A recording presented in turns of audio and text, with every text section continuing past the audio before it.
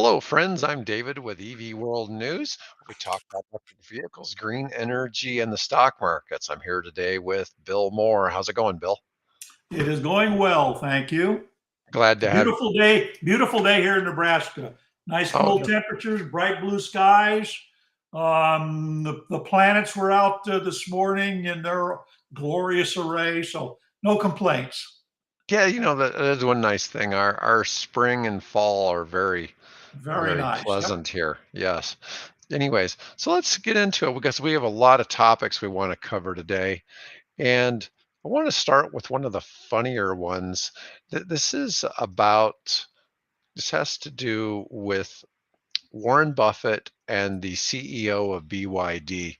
This is really kind of uh, kind of nuts. But in order to attract some investment from Berkshire Hathaway, and this article by Business Insider, founder of Tesla's biggest China rival, they're not just biggest China rival. I mean, they're BYD's crushing it worldwide in Yeah. the EV Yeah. space. But Absolutely. they convinced their founder, Wang Chuanfu, once Yeah. drank battery fluid to impress Warren Buffett. Yep. And anyways, Warren Buffett, my understanding is this article doesn't mention it. I think they Berkshire put in $230 million for a 10% stake in BYD. Yep. So it's not small ownership. Yeah. Anyways, Well, they've sold some of that off here in in the past couple of years, but they still mhm, have it. Everybody still refers to it as Warren Buffett's BYD. Well, they own a minority share. I actually got to meet when BYD did their very first um, involvement. I guess the best way to describe it here in Omaha for the Berkshire Hathaway meeting in the spring. I mhm. actually got to meet him. So Nice, nice. I'm sure that they've done well. And, when you have Warren Buffett as your partner, I'm sure that helps smooth things across a right. lot of global scale. But what is it? In quarter three, let me see, BYD sold 431,000 EVs. Second to Tesla's 435,000. Both expected to sell 1.8 million EVs each by the end of the year. There's a big difference in price, though, between what BYD sells its at. I mean, they're still not necessarily super cheap, Oh no, okay? no. But because They're they've got they're a lot of still nice they're still in the vehicles. 30,000 ish. Price wise, at least in terms of American dollars, in terms of renminbi, or the yuan. It's still expensive, but people, there are a lot of people in China that can, with middle management and upper management jobs that can afford them. Yeah, and this next one I've got, this one came from Consumer Reports, and I've actually talked about this a little bit before. But the Yeah, cheapest way to acquire an EV is really to lease it. And this is kind of unusual because leasing has kind of fallen out of favor. But it was yeah, nice that Consumer Reports put this. And so here's kind of the deal. So you got this $7,500 tax credit here based on where the EV battery and how much of the product is assembled in North America. There's a whole bunch of interesting requirements, but some of that is less difficult to hit when it's leased. And this article doesn't really go into explaining that, but it's a lot easier to get the full $7,500 off during the leasing period, and it lowers your payments considerably. And this also applies too if you're in California and you're able to get the California right. rebates as well. It could make it much simpler. Now, those California rebates are going away unless you can prove you're really poor. And it's a challenge for people who are really poor to lease vehicles. Yeah, So, exactly. Yeah. so there's a bit of a, I don't know, It's yeah, give and take there. it's hard because you don't want to be, as a political party, as a government, you don't want to be accused of you're just giving tax breaks to the wealthy. But then if you want to sort of move that down to lower income groups, they don't have the wherewithal. Even if you know give them $7,500, they still don't have the wherewithal to make those monthly lease payments. So it's a bit of a conundrum for sure. Yeah, and I think that's tough because when you're going to give the five or $7,000 or whatever the California rebate is, it's a lot of times it's hard to prove some of that. I've done some other things where I've helped businesses in California where there were some programs set up for people who were underprivileged, but the underprivileged people couldn't come up with the $200,000 in Yeah, legal fees to start the business. yeah, And it's like, yeah, oh, what good is this? yeah. You didn't solve this problem. You know, Right. you're like, oh, we're going to give it to, this Well, the heart's in the right place. yeah, It's just making crossing all of the bridges and the chasms that are required to move from a family that makes $300,000 a year to a family that gets by on $50,000 or $60,000 a year. right. No, I get it. I get it. Well, the next one I've got is kind of a fun one. I've never heard of this company before, but it's such a great looking story that I figured we ought to talk about. This is the Apocalypse Manufacturing, the Nirvana 850 horsepower EV off. Down in your old stomping grounds, Fort Yeah. Lauderdale. Yes, down in Fort Lauderdale. And let's see, not merely an off-roader, but power pack beast 0 to 60 in 3 seconds. Now that probably get around some corners in a weird way too. 38-inch tires mounted on 20-inch by 12-inch SFJ wheels, meticulously handcrafted aluminum roll cage and side steps, skid plates. Oh, it looks sharp. Yeah, except I keep asking why. Hey, why not? 350-mile Why? range with top of the industry fast charge times, 11,000 pounds of towing capacity. And how much are they asking for it? Oh, it's only 150,000, you Oh, know. bargain. Yeah. Yeah, that's the tough thing about a lot of this stuff. It's like all the really cool stuff in the Yeah. EV space is Yeah. always Well, six I figures. just posted another story that says basically, America, why? What you don't need as much power as you think you need. I mean, it's great to see something blast. At well, there's another video posted today of a guy on the autobahn, and he's doing over 200 miles an hour, which you can do, I guess, legally on the Mhm. autobahn. Well, yeah, but okay. What happens if you're coming up on the autobahn behind, a truck or something that's in your lane and there's, why? Well, but yeah, but the truck shouldn't. In Germany, they take that seriously, though. The truck wouldn't be in your lane. Yeah. He's You know. dodging another car that's going slower in front of him. I don't know.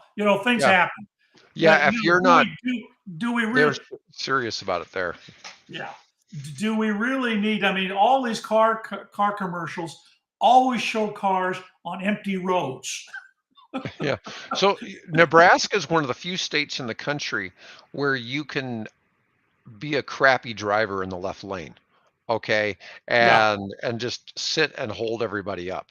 Yeah. In most states, you can get a ticket for um, impeding traffic. If Yeah. you are, so if there's people behind, if you're going 20 over the speed limit and there's people who want to pass you and you won't get out of the way, you can get ticketed for Yeah. impeding Yeah. traffic. And Yeah. regardless of whether or not the fact that people are speeding, and But that's, back to Apocalypse Now. yeah, that's a pretty Why? crazy vehicle. Yeah. Well, I don't know where I can go see one of these, but I want to. I may have to go Yeah. do it next Well, time just I'm hop down on there. a plane. Next golf turn, your tennis tournament down in Florida. Yeah. Just hop over to Fort Yep. Lauderdale. Yep. I'll probably have to do that because that's pretty astounding. Provided the airport isn't flooded, Yeah. Well, there's yeah. that too. So I like to go into Orlando. Orlando doesn't yeah, flood as Orlando's a really crazy. nice airport. Yeah. Mhm. All right. So next, let's talk about Iceland. So Yes. Iceland I has this new fee on per kilometer usage. Right. And So they're wrestling with the conundrum that every other state, every other country is wrestling with, that formerly got all their road repair and, you know, road construction, big bridge construction, all of the funds that they need, or at least a large share of the funds that they need for their highway infrastructure, they would get from fees on gasoline. Well, what happens when you don't have to buy gasoline? How do you,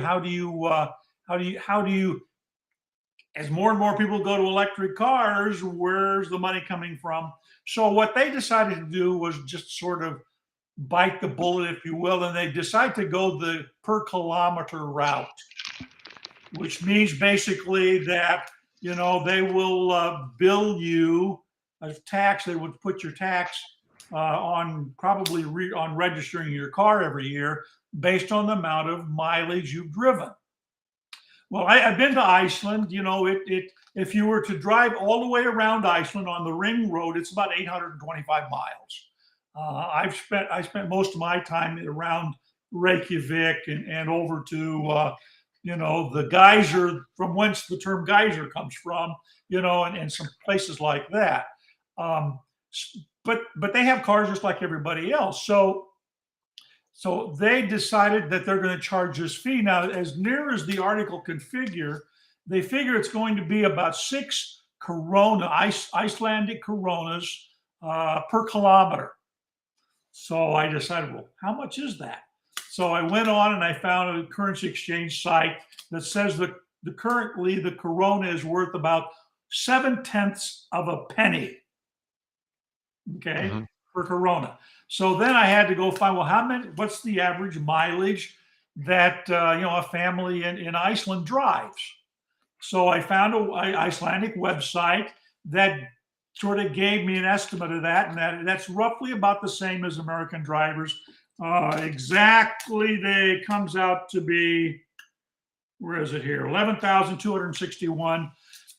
But what it didn't say was whether it was kilometers or miles. It just said 11,261. Well, I'm assuming that they measure everything in kilometers, so I'm guessing that 11,261 was kilometers. So translating it over into dollars or into miles, that's 6,981 miles. So a little under 7,000 miles a year. How many football fields would that be, Bill? I have no idea. I didn't figure up the football fields. So then you take the current currency exchange rate of 7/10 of a penny per corona and multiply that by the number of kilometers, and it comes out to be $279.27. So they're basically going to be asking their people, on average, to pony up about $300 a year for, to drive an electric car in Iceland. So as their road tax, so about 25 as their road tax, yeah. That's kind of an interesting figure. One of the things is, you pay taxes when you pay for electricity. Yeah. I was just asking my wife that question last week. Dear, how much do we pay in tax? Now, the thing is, when you pay taxes on electricity, is that going to the same fund as what covers the roads? Well, no. It's not, so it's going to a different division of government that, knows how to use our money for the greater good, right? Right. I will say this one nice thing. I've lived a lot of places, Bill. I actually will give Nebraska government some credit. It always seems to me like, even though we're a kind of a high tax state, that the money always seems to be well spent, especially if you live in Sarpy County. Douglas County, there's some questionable spots, but in Sarpy County, but you rarely see a pothole. It's just in Sarpy County, you rarely see a pothole. Right. Douglas County is a little different, but it's interesting kind of see. Okay, well, anyways, we got one last article, and this one's about Singapore. Yeah, well, while we're talking about money, if you want to own a car in Singapore, right, the island in the Indonesian, Southeast Asia part of the world, it will cost you the equivalent of $106,000. That's not the car. That's the license or the certificate. Basically, it's called a certificate, an operational certificate that you have to buy before you have a car. Now, that certificate is good for 10 years. So you'd have to, break that down over a 10-year period. So it's about $10,000 a year. Then you can take and have the privilege of owning an automobile in Singapore. Now, Singapore has a population of about 5.6, I think it is, million people. And it's basically just an island, and Right. so they don't. So they aren't relying on people living way out in suburbs and things like that to motor into work like we do here in North America. So they have a much better transportation infrastructure, public transportation infrastructure. So there's really little need for the average Singaporean to actually have to pony up $100,000 to own a car. If you're going to go somewhere, you hop on a motor. I'm sure hop on. One of the things they always were complaining about there is people riding these electric kickboards and people riding their motor scooters on sidewalks and things like that. So there are some of those issues, but you just really little need if you live on an island. I don't recall the exact square mileage, but there's little need for you because they have a much better public transportation system. But If I you thought bought it, if you're talking about car ownership, that's a big one. yeah, Toyota Camry hybrid will set you back $183,000 in Singapore. Of course, that's factoring in that $106,000 fee, but that's still crazy. And they're saying that Yeah, same yeah. car is 28,800 in the US. But if that covers you for 10 years, that's in some big cities in the United States, like New York City, it probably costs you, if that was spread over 10 years, probably costs you $1,000 a month to park your car. Oh, yeah, yeah, yeah. You know, So, so so, so, yeah. I mean, realistically, the I think the AAA has estimated that to own a car in the United States, by the time you figure up all the taxes and insurance and the cost of borrowing the money from the bank and all those things, that we're here in the United States, we pay about somewhere around 9,000, a little over $9,000 a year to own a car.